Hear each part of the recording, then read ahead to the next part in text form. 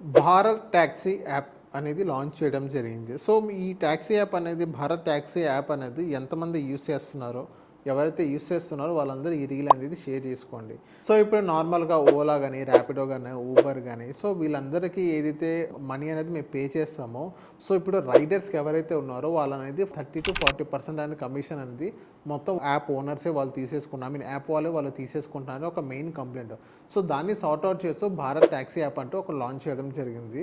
So, ఇప్పుడు ఏంటంటే అందులో జీరో కమిషన్ మొత్తం ఏదైతే రైడర్స్ ఏదైతే ఆటోస్ కానీ, క్యాబ్స్ కానీ, బైక్ రైడర్స్ కానీ సో, వీళ్ళందరూ ఏదైతే వాళ్ళు డ్రైవ్ చేశారో వీళ్ళందరూ డ్రైవ్ చేసిన తర్వాత కస్టమర్ నుంచి వచ్చిన ఏదైతే పేమెంట్ ఉందో అది మొత్తం 100% ఆ రైడర్స్కి మాత్రమే దక్కుతుందని ఆ ఉద్దేశంతో భారత్ టాక్సీ యాప్ అనేది లాంచ్ చేయడం జరిగింది.